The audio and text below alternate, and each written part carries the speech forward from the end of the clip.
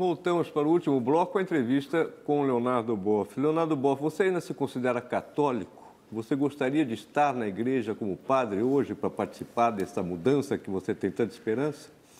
Olha, eu me autopromovi como leigo porque era o status de Jesus. A Epístola aos Hebreus é clara de Jesus não foi padre, porque já havia os levitas, ele é da tribo de Davi, onde tem poetas, guerreiros e amantes de mulheres. E eu venho dessa tradição, leigo, e não vou deixar de ser leigo. E como leigo, eu tenho uma penetração em ambientes que como padre nunca teria penetrado. Seja na universidade, seja e até ambientes mais científicos, porque eu trabalho muito a nova cosmologia, participei na Carta da Terra junto com o Gorbachev, foi um dos que ajudou a redigir aquele documento, que eu considero importantíssimo para pensar positivamente uma saída para a humanidade. Então, eu acho que fico no sacerdócio universal dos fiéis, como leigo, e me sinto...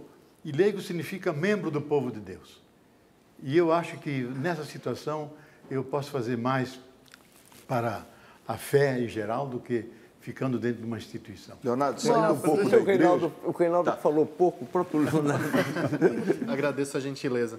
Não, Leonardo, eu ia perguntar o seguinte, se você não vê nada mesmo de positivo nessa busca pela fé correta, pela fé ortodoxa, não existe um núcleo da fé, do cristianismo que é inegociável, que é certo você tentar proteger? O Papa Francisco, inclusive na primeira homilia dele, disse que se a igreja deixa Cristo de lado, ela vira só uma ONG beneficente e deixa de ser a igreja. Que tem uma coisa essencial de Cristo que não se pode deixar de lado. Então, qual que é o núcleo que é certo você proteger ortodoxamente, ter uma visão de alguma maneira um pouco inquisitorial para não deixar mexer naquilo mesmo? Não, eu acho que os 3 primeiros grandes concílios que definiram que Jesus está do lado da divindade, é filho de Deus, inclusive no diálogo que eu tive com o secretário do Ratzinger, perguntou, você crê em Jesus Deus? Disse, não. Herege? Eu digo, não. Ele é filho de Deus. Porque se digo Deus, então Jesus é o Pai, Jesus é o Espírito Santo. Ele disse, puxa, você é um bom teólogo. Lógico, ele é filho de Deus. Então, eu acho que coisas irrenunciáveis da fé cristã não é o monoteísmo muçulmano ou judeu, do judaísmo, é a concepção de Deus como comunhão de pessoas, e daí a concepção trinitária de Deus. E Jesus como Filho de Deus. E nós como filhos e filhas no Filho. E isso para mim é irrenunciável, e essa como dignidade oferecida a todos os seres humanos e não só aos batizados. Porque que ele veio para iluminar toda a criatura que vem a esse mundo, e não só os batizados. Eu acho que aí a fé é testemunhá-la. Nós cremos nisso, testemunhamos, e é o núcleo que faz que as igrejas que aceitam isso possam se sentir cristãs e dialogar entre elas. Leonardo, saindo um pouco da igreja, desde o começo, eu queria perguntar uma coisa fora da igreja. Como você mesmo disse, a vida não é só religião, né? É uma pergunta bem simples. Como você está vendo o Brasil hoje, o conjunto da obra? Para onde estamos caminhando? Olha, eu acho que nós estamos caminhando na direção de alto risco. Porque se nós tomarmos a sério os dados da ciência hoje, e nós da Carta da Terra recebemos continuamente dados altamente sérios sobre o estado da Terra, sobre o aquecimento global, sobre a escassez dos bens e serviços da natureza, o nosso governo, a maioria das nossas elites não tem nenhuma consciência sobre isso. E eu temo que todos esses grandes projetos do PAC podem, daqui a 10, 12, 15 anos, se perderem. Então, por uma incúria, por uma falta de cultura ecológica, e a gente vive insistindo e conversando, e é um discurso de surdos.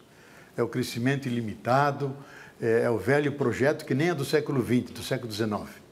Agora, tem um lado que eu acho positivo, que essa políticas sociais que se fizeram, integrando uma Argentina inteira dentro da sociedade, que eu acho a função básica do Estado, é cuidar da vida de seus cidadãos, isso é um ganho que tem repercussão mundial e de magnitude histórica. Mas não basta isso, porque eles podem entrar na cultura do consumo. E aí falta uma educação para ter uma sobriedade compartida, algo alternativo, pensando nos limites da Terra. Um planeta finito não tolera um projeto infinito, de crescimento ilimitado, é limitado. Então, esse tipo de reflexão muda o quadro das políticas.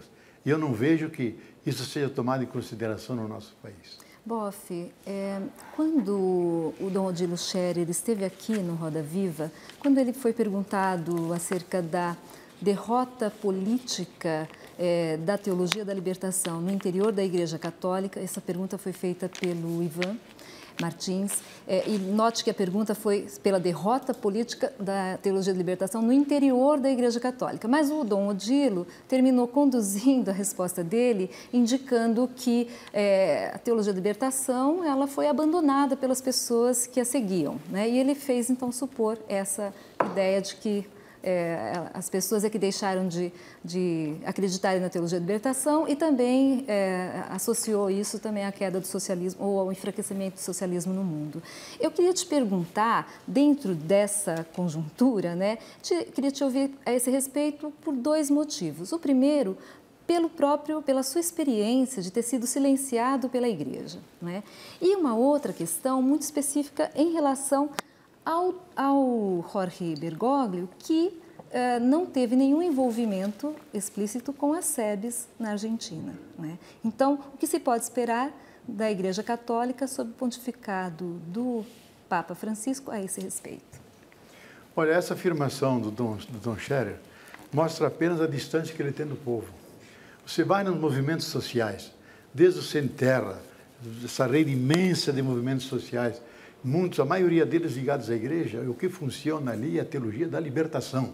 Hoje a teologia da libertação não está nas cátedras, não está nos teólogos, ela está nos movimentos sociais que se inspiram nesse lado da libertação. E para mim o importante não é a teologia da libertação, é a libertação concreta das pessoas. Para isso existe a teologia. A teologia vem depois que ocorreu esse processo de libertação. Então eu acho que ela nunca foi derrotada. Ela nasceu ouvindo o grito do oprimido, e hoje o grito da terra, das florestas, das águas, e dentro da opção pelos pobres tem que entrar o grande pobre, que é o planeta Terra. Essa não morreu, e se a gente não tomar cuidado, nós morremos juntos. Então eu acho que essa teologia é viva. Cada vez que nós fazemos os fóruns sociais mundiais, fazemos uma semana antes o Fórum Mundial da Teologia da Libertação. Nunca tem menos de 3, 4 mil pessoas que vem da Ásia, da África, dos Estados Unidos, da Europa. Ela está viva. Fizemos agora um congresso em São Leopoldo, havia 1000 pessoas, só teólogos da libertação, religiosas, mulheres. Então, eu acho que nós precisamos olhar qual é o discurso oficialista, pensando que fazendo 2 documentos e condenando a teologia da libertação, some a teologia.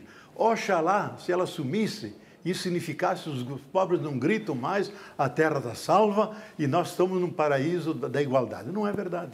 Enquanto houver alguém gritando porque está oprimido, sempre tem sentido lutar pela libertação, e os cristãos que são herdeiros de um prisioneiro político, de um torturado, de um executado na cruz, portanto, alguém que viveu essa realidade e não morrendo na cama de velho, mas como consequência de uma prática, sempre vão se inspirar nessa prática de Jesus e vão fazer uma prática libertadora. E depois vão pensar sobre isso, e daí nasce a teologia da libertação. Infelizmente, Rodão, vou ter que interromper porque nosso tempo acabou. Eu agradeço a presença da Maria José Rosário, da Sandra Duarte de Souza, do Reinaldo José Lopes, do Ricardo Coxo, do Rodão Arruda, a quem eu cortei a palavra, dos tuiteiros, do nosso cartunista Paulo Caruso. Agradeço especialmente a Leonardo Boff, que saiu do seu refúgio em Petrópolis, debaixo de um temporal, e veio especialmente para nos conceder essa entrevista e mostrar toda a sua esperança no novo papado que se inicia. Boa semana a todos e até a próxima segunda-feira.